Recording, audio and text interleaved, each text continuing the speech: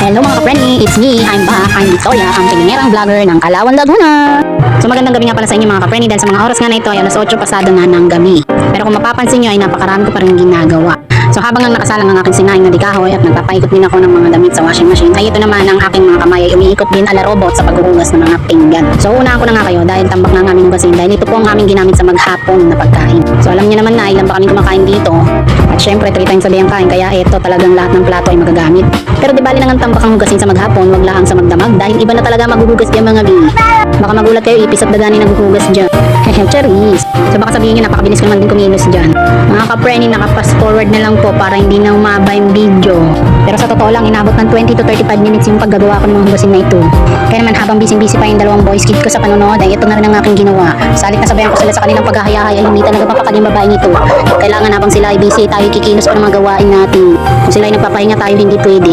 Kung sila ay napapagod, syempre napapagod din naman tayo mga ka-friendly, pero hindi tayo pwede magpahinga. Ay for the go. Pwede naman magpahinga pero saglit lang, tapos kilos ulit, kilos agad, kilos ulit, kilos agad. Ganun. So sa mga oras nga na ito ay dumating ng aking hobby, dala-dala ang tubig na aking ipangbabanlaw. So proud poso nga ang aming gamit dahil kahit poso lang yan ay may pagmamalaki ko talaga dahil malinis nga ito at walang amoy, walang kalawang dahil araw-araw gamit at talagang gamit na gamit.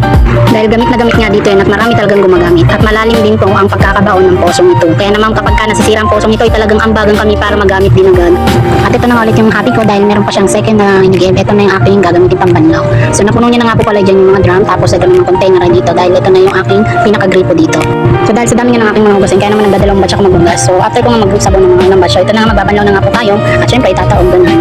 At hinuhuli ko talaga dito yung mga malalaking kagamitan, yung mga mamantika, yung mga hard hugasan. Para nga hindi rin masikip dito sa aming lababo dahil nga talagang hindi kaya ng isang gawin lang. So ayan, ito na nga yung nagbabanlaw na ako dito ng mga naunang batch. Syempre susunod ko rin agad yan yung second batch.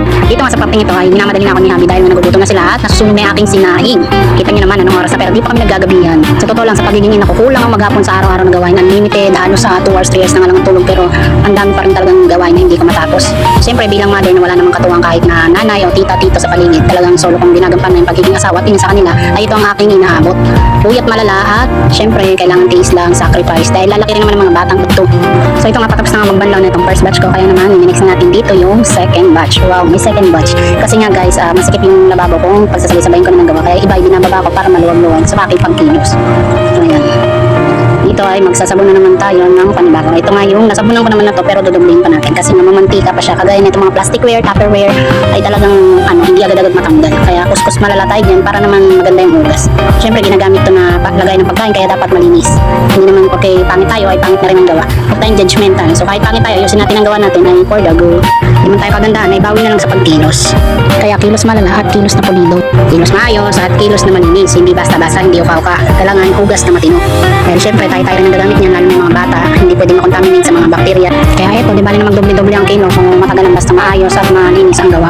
So ito sinasabong ko nga mabuti dahil lalo na itong mga tupperware na to. Ito po kasi yung ginagamit ng aking anak sa kanyang pagpipiding sa site 2. Ito yung umaga may palibreng lugaw o champurado at sa tanghali naman may libreng kanin at ulam pero laging gulay ang ulam dahil feeding nga sa mga bata para sila ay lumusog. At malaking tulong at pasasalamat din sa sponsor ng feeding na ito dahil nga nakakatipid ka na, may almusal ka na, minsan may tanghalian ka na rin. Minsan nga lang late, minsan sobrang aga ganun. Taste lang, syempre libre lang naman yan at kumbaga biyaya ay pagpasalamat.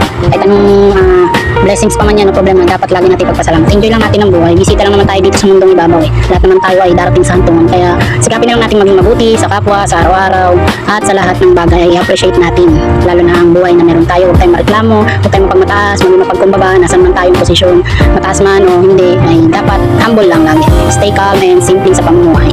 So balik tayo dito sa paghugas ko. So banlaw na nga ako na itong mga second batch at siyempre ganun lang naman ang buhay talaga. At ito ay sinasabay ko na nga rin laging banlawan itong toothbrush namin dahil nga lagi ko siyang binababad sa mainit na tubig na may asin, ganun. Wala lang, nakasanayan ko lang, kayo rin ba? At syempre for the taob na tayo after magbanlaw, ganyan. Nayang ko lang tumagas din yung gripo para yung mga bula matapon, ganyan.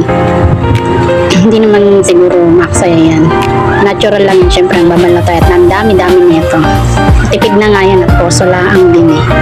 Napakarami ng lamok dito sa aming palikuran dahil nga paggabi talagang malamok.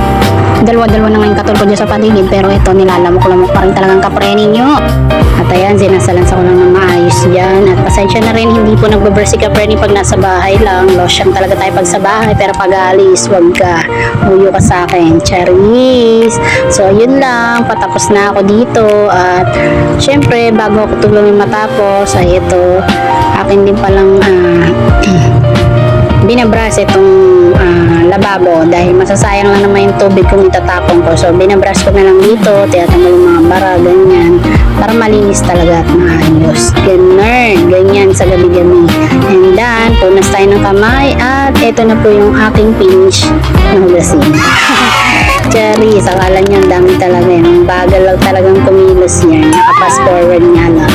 Bye!